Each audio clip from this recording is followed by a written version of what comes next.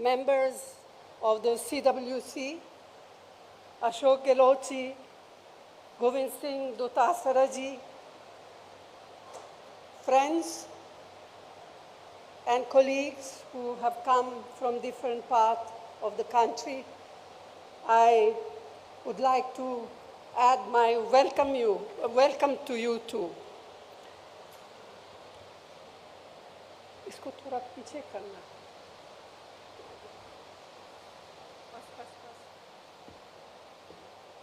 Our Chintan Shivir in this historic city with such a glorious heritage has as its theme Nav Sankalp.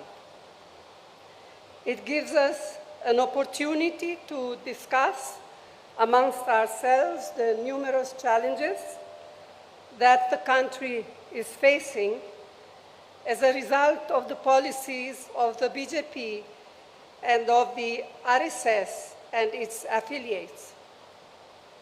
It is also an occasion to deliberate on the many tasks ahead of us. So it is both a Chintan about national issues and a meaningful Atma Chintan about our party organization. I am well aware that many of our colleagues wanted to be here with us, but we had to limit participation for a variety of reasons. But I'm sure they will understand. And not being here does not in any way devalue the role they are playing in our organization.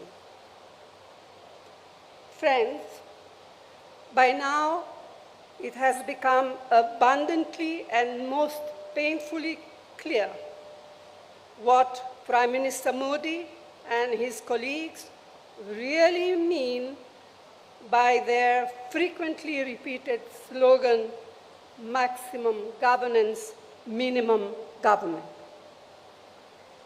It means keeping the country in a state of permanent polarization, compelling people to live in a constant state of fear and insecurity.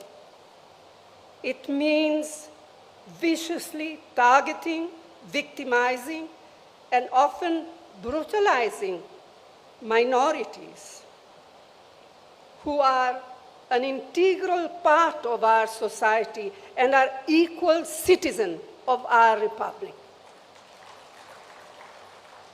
It means using our society's age-old pluralities to divide us and subverting the carefully nurtured idea of unity in diversity. It means threatening and intimidating political opponents, maligning their reputation, jailing them on flimsy pretext, misusing investigative agencies against them.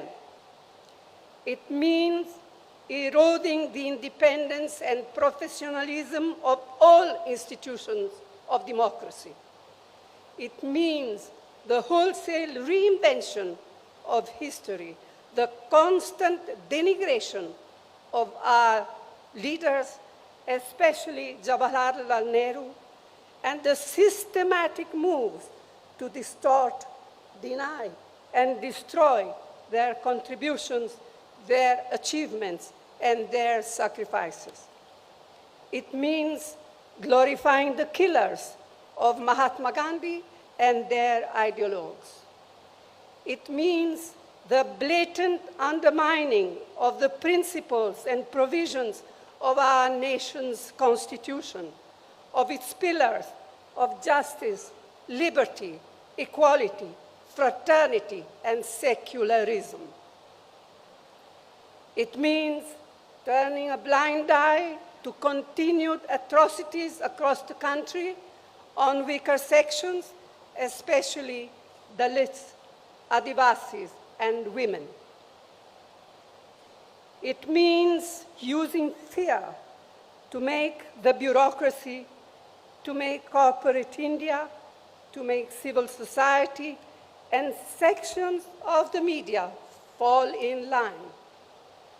It means more empty slogans, diversionary tactics, and utter silence on the part of an ever so eloquent Prime Minister when the healing touch is most needed.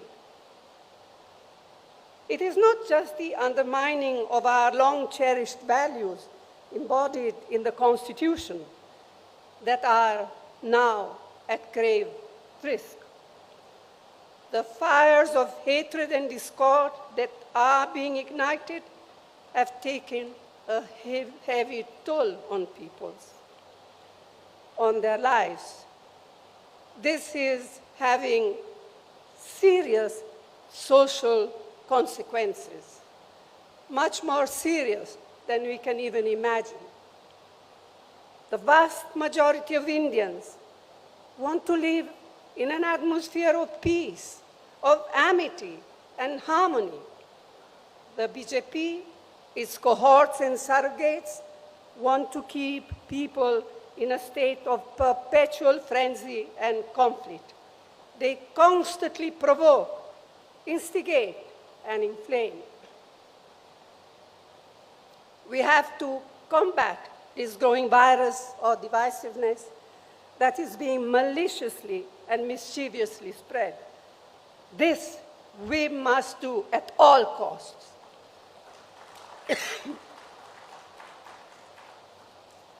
It is imperative to sustain high economic growth, to provide adequate employment opportunities for the youth. We must generate revenues needed for the welfare programs and improve the standard of living. But the worsening environment on social illiberalism and bigotry shakes the very foundation of economic growth. Starting with the disastrous demonetization on November 2016, the economy has been at a steep downslide. A large majority of MSMEs have been crippled. Unemployment has risen alarmingly, and for the first time, it appears that vast numbers of people have simply given up hope of finding jobs. Whatever support the central government has been able to provide in the past 2 years to people has been on account of most of the UPA programs, and to name just two of them, the Mahatma Gandhi Narega, the employment scheme, and the national food security. The sheer tenacity of farmers and their organization compelled the Modi government to repeal the 3 black laws. The Congress Party stood by them steadfastly throughout their long struggle, both within Parliament and outside. But the promises made by the Prime Minister to the farmers when they withdrew their agitation have yet to be fulfilled. Meanwhile, it looks as if procurement of wheat this year will fall steeply, threatening the very foundations of our national security, food security program. Prices of essential items of mass consumption, like cooking gas, cooking oil, pulses, vegetables, fertilizers, petrol, and diesel, continue their upward march, placing an intolerable burden on crores of families. Public sector companies built up with such careful planning with economic and social objectives in mind by earlier Congress government are now being privatized with a vengeance and to a chosen few. This will have disastrous consequences. Among other things, this means that one avenue for assured employment for scheduled castes and scheduled tribe will get totally closed. अब मैं कुछ बातें हिंदी में कहना चाहूँगी। तो साथियों, हमारे इस महान और सशक्त संगठन से समय समय पर अपने लचीलेपन को दर्शाने की उम्मीद की जाती रही है और हर बार हमारे संगठन ने असरदार तरीके से अपनी प्रतिक्रिया दर्शाई है। एक बार फिर हमसे यह उम्मीद की जा रही है कि हम अपना साहस, हौसला और समर्पण की भावना का परिचय दें। लेकिन आज जो हमारे संगठन के सामने परिस्थितियां उत्पन्न हुई है, वे अभूतपूर्व है। असाधारण परिस्थितियों का मुकाबला असाधारण तरीके से ही किया जा सकता है, इस बात के प्रति मैं पूरी सचेत हूँ। हर संगठन को न केवल जीवित रहने के लिए बल्कि बढ़ने के लिए भी समय समय पर अपने अंदर परिवर्तन लाने होते हैं। हमें सुधारों की सख्त ज़रूरत है। रणनीति में बदलाव, ढांचागत सुधार और रोज़ाना काम करने के तरीके में परिवर्तन।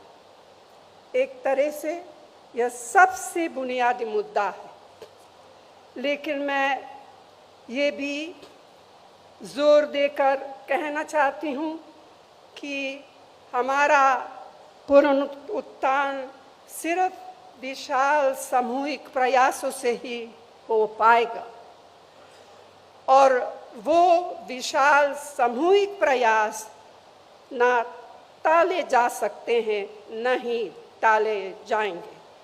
यह शिविर इस लंबे सफर में एक प्रभावशाली कदम है।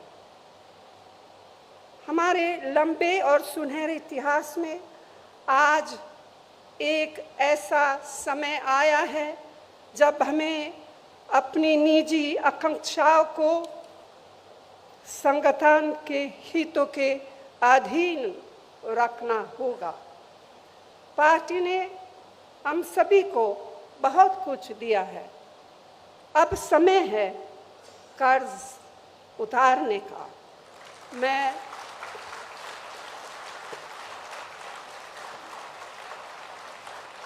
मैं समझती हूँ इससे आवश्यक और कुछ नहीं। तो साथियों, मैं आप सबसे आग्रह करती हूँ कि अपने विचार खोलकर रखें,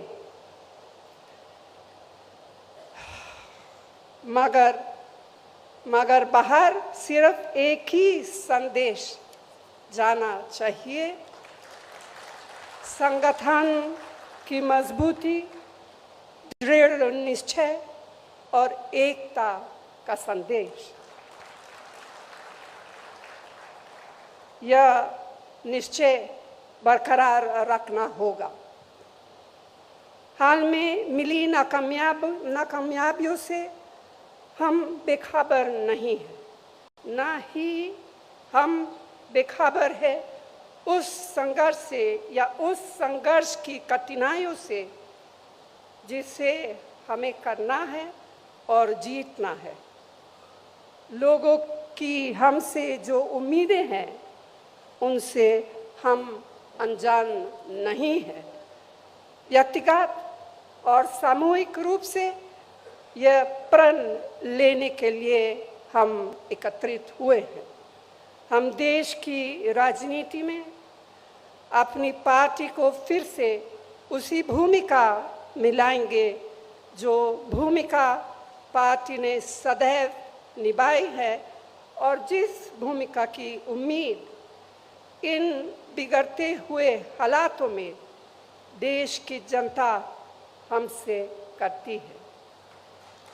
हम यहाँ पूरी विनम्रता के साथ आत्मा निरीक्षण तो कर रहे हैं, लेकिन आज हम तय करें कि जब हम यहाँ से निकलेंगे तो हम एक नए आत्मविश्वास, एक नई ऊर्जा के साथ और एक नई प्रतिबद्धता से प्रेरित होकर निकलेंगे।